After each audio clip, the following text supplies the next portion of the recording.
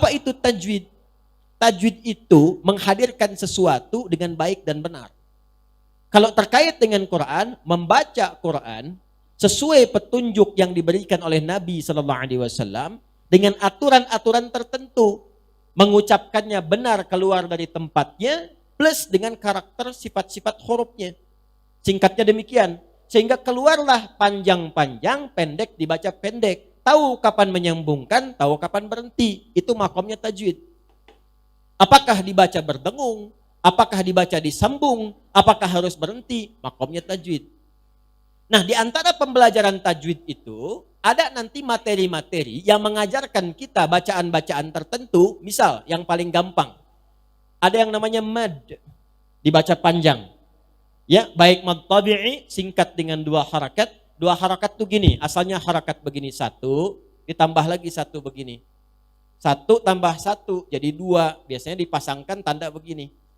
2 harakat itu kalau kita baca cepat di sini, tambah kecepatan yang sama dengan ini.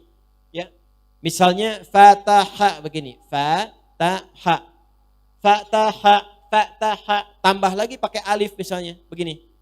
Alif ini gambaran ini, 1 tambah 1, jadi 2, jadi begini tandanya. Maka dibacalah 2 harakat. 2 harakat itu gabungan baca ini dan ini. Ya, fathah dan fathah. Fataha, fataha, fataha.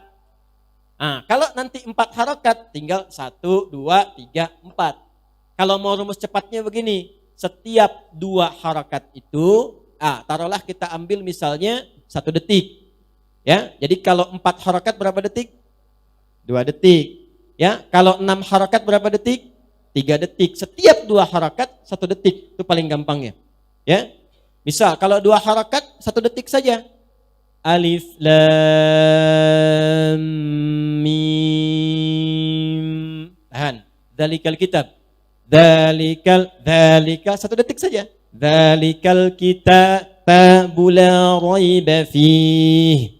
Hudal lil muttaqin. Mad arid li sukun bisa 2, bisa 4, bisa 6. Kalau mau 2, 1 detik. Hudal lil muttaqin. Ya, 4, 2 ketukan, 2 detik. Hudal lil muttaqin. 6 harakat, 3 detik, gampang. Hudal lil muttaqin. Selesai. Gampang kan? Halo, gampang? Gampang ya? Nah, ini tajwid. Jadi kalau kita belajar tajwid dari panjang dan pendek saja, itu otomatis akan melahirkan suara yang menghadirkan nada. Itulah irama. Makanya otomatis belajar Quran pakai tajwid itu pasti akan keluar irama. Dan yang paling menarik, irama Quran itu 1, beda dengan musik. Makanya iramanya nggak bisa disebut musik. Awas ya, iramanya nggak bisa disebut apa? Musik. Ada 2 nanti irama yang nggak bisa disebut musik. 1 Quran, yang kedua adzan. Jelas? Karena itu musik sudah ada di zaman jahiliyah. Jangan salah. Sudah ada. Karena untuk membuat syair, syi'arun, orangnya syair, jamaknya syu'ara. Untuk membuat syair itu syaratnya 4. Syair, itu syaratnya 4. Di antara 4 itu ada fasahah, harus fasih kata-katanya. Nggak boleh a-i-u. Yang kedua, khayal, ada imajinasi. Semakin tinggi imajinasi, semakin kuat ya daya pikat syairnya. Yang ketiga apa? Ada unsur musik. Makanya nanti ada notasi di jahiliyah itu. Notasinya dikenal dengan bahar namanya. Ada 16 bahar. Ini ilmunya arud namanya. Ada 16 notasi.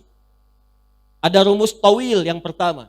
Tawilun lahudunal bukhuri fadailu. Fa'ulun mafa'ilun fa'ulun mafa'ilu.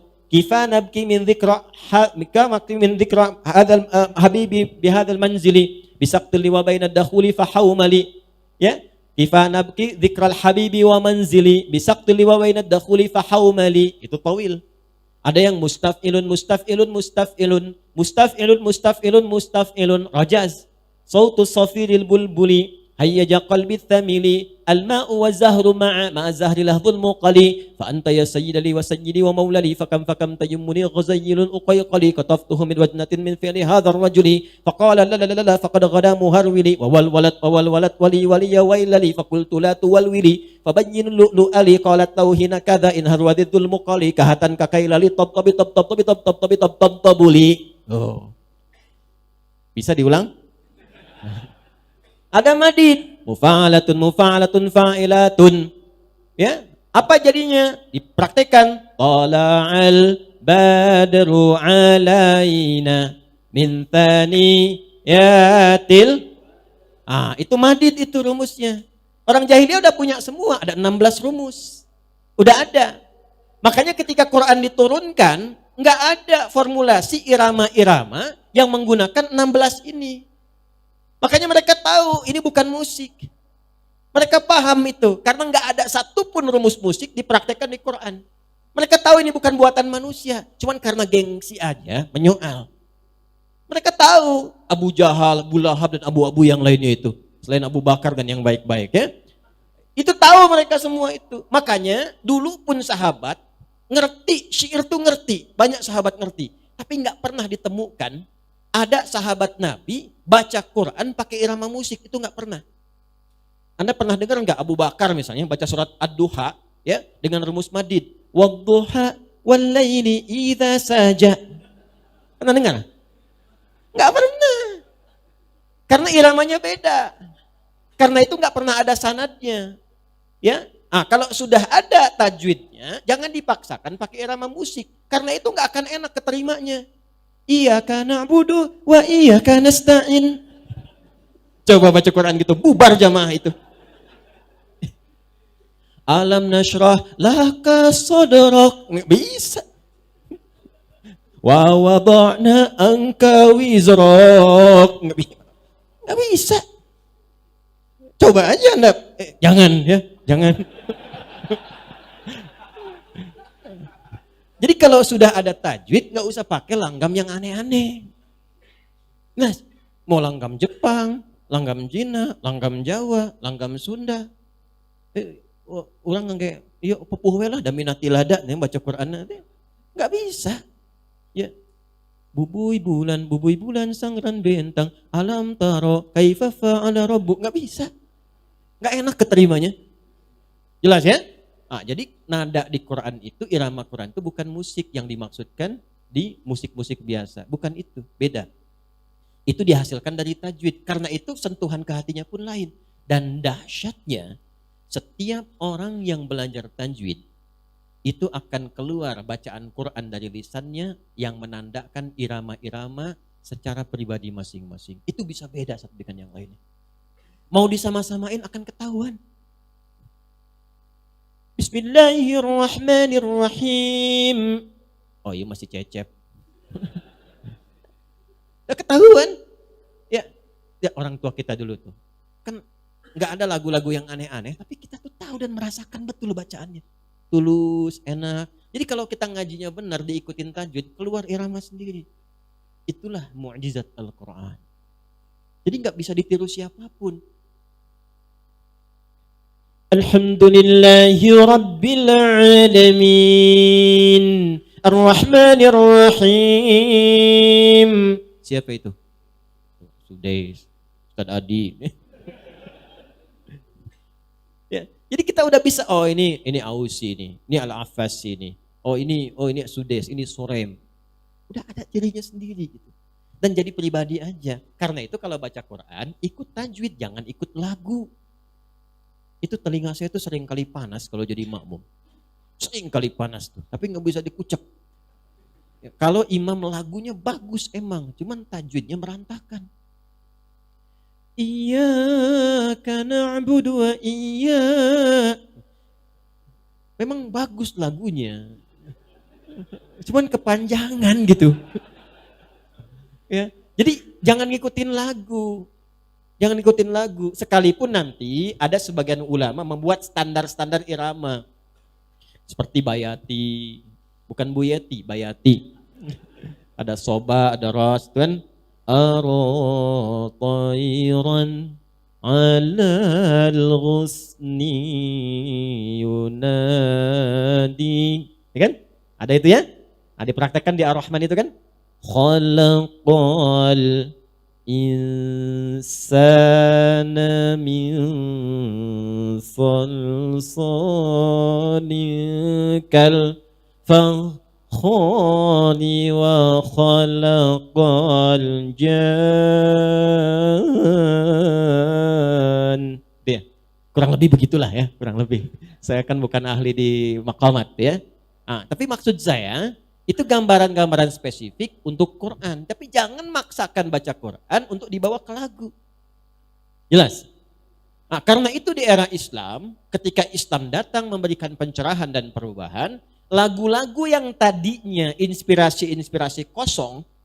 Jadi orang jahiliyah tuh biasa, kalangan para syair, syu'ara itu ada yang datang ke lembah-lembah cari inspirasi. Sehingga lupa dengan anak, lupa dengan kegiatan yang lain. Untuk dapat imajinasi aja lirik-lirik tertentu. Sehingga meninggalkan kegiatan yang pokok, itu dicela oleh Quran. Tidak dibenarkan. Ya, maka turun Quran surah Asy-Syu'ara ayat 227 itu. Wasyu'ara'u yattabi'uhumul ghawun. Alam tara annahum fi kulli wadi yahimun. Seringkali mereka mencari inspirasi datang ke lembah-lembah. Cuman sayang meninggalkan banyak kegiatan yang positif. Kalau diadopsi sekarang gak usah ke lembah, kadang-kadang gelapin lampu semua, nyalain lilin satu cari inspirasi, tapi sholat ditinggalkan, anak lupa dimandiin, tuh kan? Dan sebagainya dan sebagainya. Nah itu yang tidak diinginkan. Maka dirobahlah dalam nanti peradaban Islam, irama-irama musik tadi dialihkan kepada yang disebut dengan nazam. Maka nazam disertakan kepada disiplin ilmu. Apa diantaranya? Di bahasa ada namanya alfiyah. Alfiyah Ibnu Malik itu yang paling terkenal 1002 bait. Rumusnya masih sama, yang rajaz, mustafilun, rajaz muzdawaj namanya.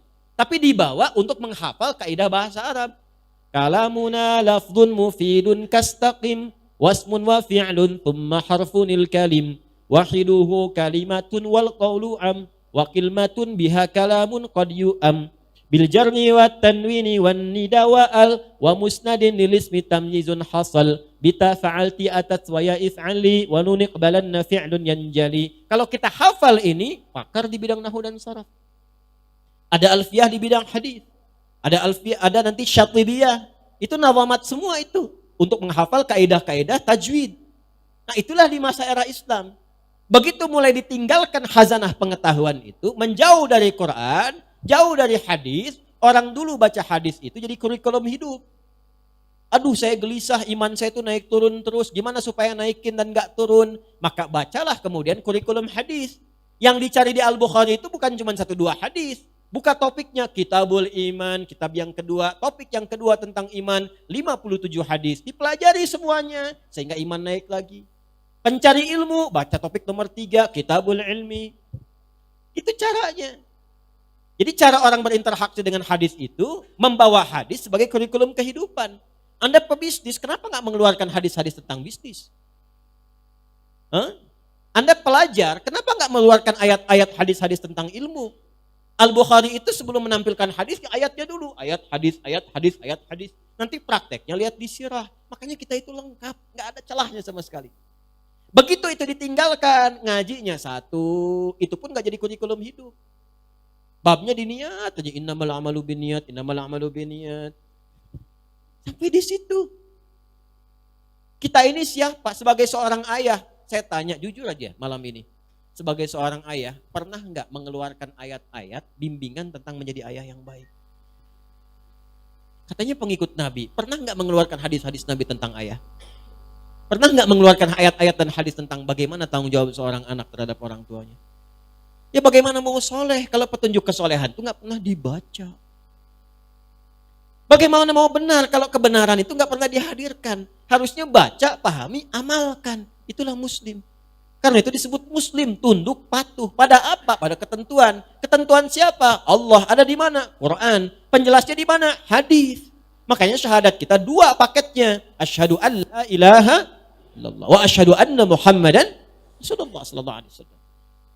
Begitu caranya. Begitu ditinggalkan itu balik lagi. Makanya yang tadinya tadi maqamat, nazamat untuk ilmu, balik lagi begitu diambil oleh barat jadi notasi musik lagi. Notasi musik lagi. Dibawa ke Persia. Jadi apa di Persia itu? Jadi do re mi fa sol la si do, dal ro mim fa sod lam si dal. Itu dari Persia, dari khazanah Islam. Ketika diambil kemudian ke barat, dikembangkan di barat, kan barat punya tipikal, keimanan kan belum ada. Dikembangkan dengan intuisi saja, maka jadi notasi lagi. C, D, E, F, G, A, B, C, G, A, B, C, D, F, is G, D, F, is G, A, B, cis D, A, B, cis D, F, is gis A, F, is gis A, B, cis dis E, B, cis dis E, fis gis ais B, fis gis ais B, cis dis ais fis, cis dis ais fis gis ais bis cis. Saya hafal.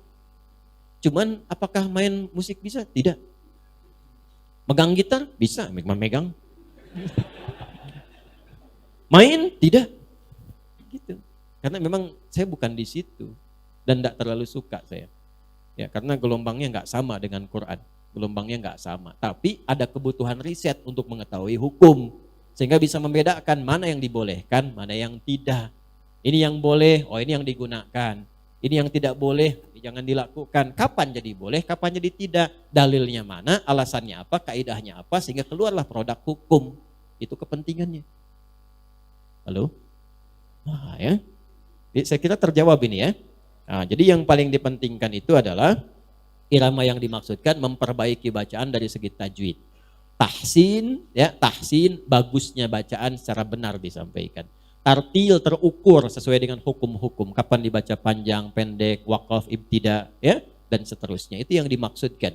Adapun nanti irama akan muncul dengan sendirinya yang menyesuaikan dengan kepribadiannya. Makanya ketika keluar bacaan Quran itu dahsyatnya. Itu bisa menjadi syifa untuk pribadinya dan rahmat. Rahmat memberikan ketenangan, syifa memberikan kekuatan dan kesembuhan. Jadi kalau rajin baca Quran, rajin ya, sesuai tajwid, yang pertama Allah akan berikan kelapangan pada hati kita. Makanya orang ahli Quran itu hatinya cenderung lapang. Nanti manfaatnya itu akan dibawa mudah menerima ujian-ujian hidup. Ya, jadi ketika mendapatkan masalah itu nggak cepat merespon dengan kegelisahan dan nggak banyak curhat. Miftahul Jannah masjidna menit tebihnya tulis gitu. Buat apa dituliskan? Kan udah ada odong-odong depan. Naik selesai. Ya, tapi kalau kita lapang, enak gitu keterima. Apapun itu wajar, kesulitan itu wajar. Ya, tapi tidak wajar menjadikan kesulitan sebagai keluhan karena itu bukan solusi. Jelas? Oke, itu ya. Yang kedua syifa. Syifa itu penyembuh. Ya, penyembuh pertama itu bagi penyakit hati. Hati itu ada penyakitnya. Kalau penyakit fisik disebut dengan daun, obatnya dawa. Penyakit hati disebut dengan maradun. Fi qulubihim marad. Fazadahumullahu marad. Marad itu apa contohnya? Kalau penyakit fisik itu pusing, mual, sakit luar. Kalau penyakit hati ria, sombong, dendam, iri hati. Makanya irinya iri hati. Saya belum pernah temukan iri akal. Iri hati. Itu yang dijaga. Bagaimana cara satu obatnya? Meningkatkan ibadah. Yang paling potensial bisa digunakan adalah dekat dengan Al-Quran. Makanya orang ahli Quran tuh lembut gitu. Melihat orang tuh bi'ainir rahmah, dengan pandangan kasih sayang. Ya, jadi kita melihat orang tuh selalu ada peluang taatnya gitu. Saya tuh kadang juga suka minta maaf pada orang-orang yang mungkin pernah menyakiti. Kalau cara saya merespon mungkin kurang baik. Ya. Kenapa? Karena sepanjang berkehidupan dia masih punya hak untuk menjadi soleh. Dan jangan hambat itu. Sepanjang dia hidup, kita hidup, beri jalan untuk berbuat baik. Walaupun itu pilihan bagi yang bersangkutan. Minimal hisab kita diringankan.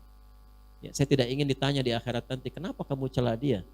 Ya kan? Padahal dia saya biarkan mencela kamu supaya kamu memaafkan dia. Dan dengan maaf itu ada doa untuk dia. Mungkin demikian.